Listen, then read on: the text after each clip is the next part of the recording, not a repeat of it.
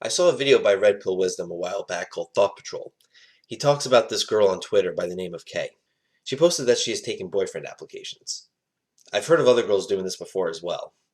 While these types of girls are pretentious, all they're really doing is explicitly pointing out how the dating world really works. It is just like applying for a job. For a job, you first see an advertisement on a site like LinkedIn or Glassdoor. A girl may advertise by dressing provocatively or being flirtatious, stuff like that.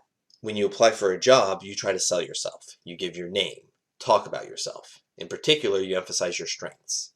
Just like with a girl, the approach is like the job application. The guy is expected to go up to her and sell himself, to make a good first impression, just like you want to make a good impression on your potential employer. The date is like the job interview. Just like the employer must sift through all the applicants who submitted a resume, and some folks don't even get an interview. Likewise, the girl rejects some guys and dates others. But dates and interviews are different in the sense that while the employer contacts the applicant and invites them for an interview, in the case of a date, it's the applicant who asks for one. Now, this is not the woman's fault. This is all to do with supply and demand. If you have 4 or 5 job openings and say 100 people are applying, then you're going to have to cut a lot of people. And the more applicants you have, the more nitpicky you need to be. Say 30 of those 100 people are just plain awful and can get cut very easily. Another 30 are pretty good, they're qualified for the job and have some experience. But then let's say the other 40 are phenomenal. Well, there are still only 4 or 5 positions, so what do? You have to be really nitpicky at this point. You still have 40 candidates to choose from. So even though they are absolutely phenomenal for the job, 35 of those applicants will get rejected. So yeah, you may have the credentials to be, let's say, a teacher. You got the degree and passed the certification tests, but your GPA is a 3.3 rather than a 4.0. You didn't win any awards. You didn't hold a leadership position in a student organization, but other applicants have. If there's a lack of positions and an abundance of applicants, then you stand no chance. Hell, even if you had all those things going for you, you can still get rejected. You see where I'm going with this. It's just like the dating world. Even guys who are 9s or 10s can be deemed not good enough. The more attention the woman gets, the more it gets to her head, the more nitpicky she will be. The more that guys should realize this and not worry about getting a girl. I was always well aware of the advantage that girls had when it came to this. I thought to myself, what would happen if men just decided to stop approaching girls? How would the girls react? I would imagine they would notice something was up immediately. Even girls who find getting approached to be annoying would probably miss the attention that they used to get after only a few days of no longer getting it. But of course, lots of luck trying to pull something like this off. Good luck trying to get all guys out there to cease approaching women. As I said before, this isn't entirely the woman's fault. It's mostly about supply and demand. However, the way the dating game works makes it more likely to have pretentious girls like Kay around. Honestly, all the guys who approached her and gave her all that attention are just as much to blame. In fact, I don't know what is worse, her pretentiousness or the guys who feed into it and allowed that pretentiousness to become a reality. Anyone who actually fills out that boyfriend application has no self-respect. Anyway, this got me thinking about how prevalent this type of mindset is with girls. So I conducted a little experiment. I went on Tinder to see how prevalent it was there and to get a feel for how things worked. I'd like to share some of the profiles I saw there with you. You'll notice the common theme with all these profiles is girls talk about what they want guys to do for them. What makes you worthy enough to be with her. But none of them talk about what makes them worthy of your attention. Any names, numbers, and locations have been censored, of course, to protect privacy. Most girls on Tinder are single mothers, or they fall into at least one of these other categories. First up, we have the gold digger. Just looking for a man who gon' swipe them visas. Be my sugar daddy. Bring all the money. What's in the safe, too? What is this, a holdup? If you're of the male species, think before you message me. If your thoughts aren't, I want to give her all my money, don't bother. Yeah, if a man said these things, you'd think he was robbing a cash register. I'm looking for a sugar daddy before I start college. I need help, yow. Looking for someone to spoil me, so please be Cash App ready. I'm hungry if anyone wants to take me out to dinner or something. Really? I can? What did I do to deserve that honor? Treat others as you'd like to be treated. Give me bouquets of red wine and sushi. How Tinder-mantic. Huh. Treat others as you'd like to be treated. So does that mean you're gonna give the guy red wine and sushi? Somehow I doubt that. Only swipe right if you have a hot tub. The next category of girls are the ones who say that super liking you was an accident. Because God forbid they express that level of interest in a guy, right? I'm sure their egos would love getting super liked, but giving super likes? Nope, that was just a mistake. They feel they're way too above you to give you lowly men a super like. P.S. No, I didn't mean to super like you. I probably dropped my phone.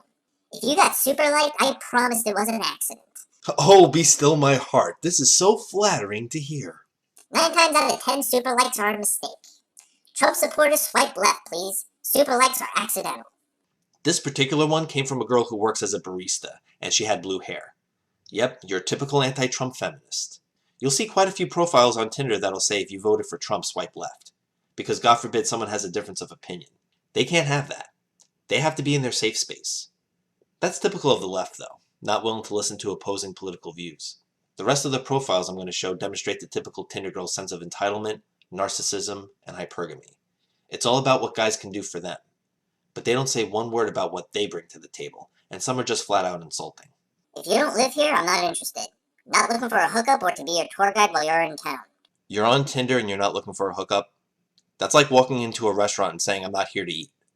No, I don't want you to throw your number at me. Whatever happened to being a gentleman? What happened to being a gentleman? What happened to being a lady? That's the real question that should be asked. Gentlemen are still out there, but girls have no interest in them. Girls are attracted to assholes and bad boys, and they wonder where all the good men are. They expect you to be a gentleman, but does she hold herself to any standards? Does she talk about what she has to offer? I'll give you a hint. No, she does not. I'm picky as fuck, and my patience is short. Not here for the games, users and scammers. I don't talk to people with kids. I don't like drama and sketch people. I speak my mind and I'll unmatch you real quick. No, I'm not coming to your house to chill. So she talks about how picky she is and how her patience is short. So right off the bat, she talks about negative aspects of her personality. She's not even trying to make herself seem like a pleasant person to be around. I have a bachelor's degree in social science and my minor is hospitality management. I prefer to get to know someone who is also educated. Social science major? She considers social science and hospitality management as being educated? Okay, next one. Once I stop having fun with it, I'll be done with it. In other words, she is hypergamous. Once she finds someone better, she's done with you. Dump the zero, get with the hero. I love live music. You should too. I like tons of genres, but jam bands and EDM is my spot. Send me some bands you like. That's how I'll decide if you're worthy of a response. If you don't hear from me, your bands suck or I'm busy. That's right, guys. If you like the wrong kind of music, you aren't worthy. You think you can just like the music you want to like? Well, think again. Mother of 2 wonderful children. Music is a big part of my life. I love unique and different things. If you can't hold a conversation besides, what's up girl, let me have your number, or the overly used, hello beautiful, how are you single? Please left swipe. So it's not enough that guys are expected to initiate the conversation, but they have to be extra clever about it too. What gets her off the hook? Why doesn't she have to think of something to say? Can she hold a conversation? Or does it have to be the guy all the time? During this experiment, I matched with several girls. Of all the girls I've matched with, only one girl messaged me first. That was one more than I was expecting. But as part of my experiment, I wanted to see if the girls could hold a conversation as well, or does the guy have to put in all the effort? So I would message them something like, if you could be any animal, what would you be and why? And the girl responded with her answer. But she didn't so much as reciprocate the question. I asked another girl who her favorite band was. She responded with, oh, there's so many I like, I just don't have one favorite. I mean, she could have mentioned a few bands that she likes, or God forbid say, how about you? Who's your favorite band? They didn't even have to think of new things to say. All they had to do was repeat the exact same question I asked them. And they couldn't even do that. So to recap, a guy simply saying hello is boring and not worthy of her response. Yet, reciprocating a question he asked by simply saying, how about you, is just as effortless as saying hello, yet many girls can't even be bothered to do that. In other words, the guy is expected to put forth extra effort, while the girl doesn't put forth any. Best pickup lines or best introductions will earn you my response. Thank you. Will earn you a response. Like getting any kind of acknowledgement from her is such an honor. For her to even talk to you is a privilege that you have to earn. The ego on these girls really astounds me. Red wine and whiskey are my favorites. Naps are the key to life. If you can't make me laugh, get the fuck out. Now this one needs you to be Mr. Comedian, otherwise you're not worthy enough for her. And she likes red wine and whiskey, so now you know what to buy for her with your hard-earned money. Again, this profile is very typical. It's about what she wants the guy to do for her. She doesn't talk about what she can do for the guy. I mean, she could say something like, I don't know, my friends think I'm funny and I like to make people laugh, so it's important to me that the guy I'm with is also funny. Doesn't that sound a lot nicer than if you can't make me laugh, get the fuck out? Really enjoy jokes and pickup lines. Oh, I bet you do. You love having your ego fed. I'm only accepting friends or boyfriend applications. And there it is, another example of a girl like Kay in Red Pill Wisdom's video. Take me on an adventure or get me food. Once again, a Tinder profile where the girl is merely writing down what she wants the guy to do for her. Take her out on an adventure. All expenses paid by you, I'm sure, and buy her food as well. I will love my dog more than you. You'll see a lot of these dog-loving girls on Tinder. They're just as common as single moms. They'll always say how they'll like a dog better than you. I remember seeing one profile saying, if my dog doesn't like you, then it's not going to work out. I know that one is a joke, at least I hope that it was. But to even put that down on your profile is really saying something. Imagine if a guy put something like that in his profile. Men are trash. Try to change my mind. Wow, insulting the entire male gender by saying they are trash or calling them idiots. But of course, you know there are still plenty of simps out there who will swipe right on girls like these and do everything they can to please her. The only one I share my food with. No shame whatsoever in admitting she is selfish. I'm just a generally unpleasant human.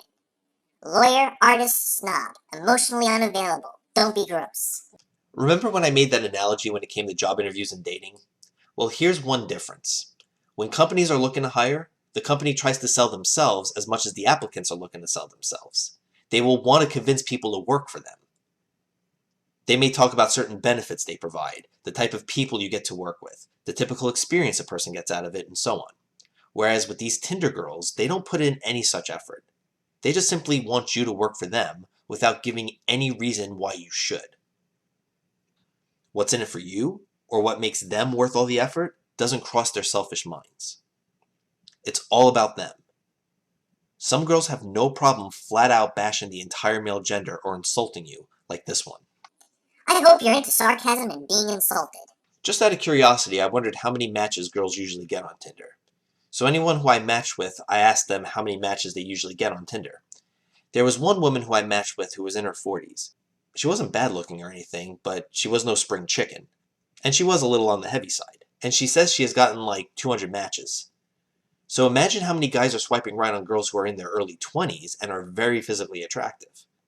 As I said before, it's all about supply and demand. And MGTOWs such as myself help to lower that demand.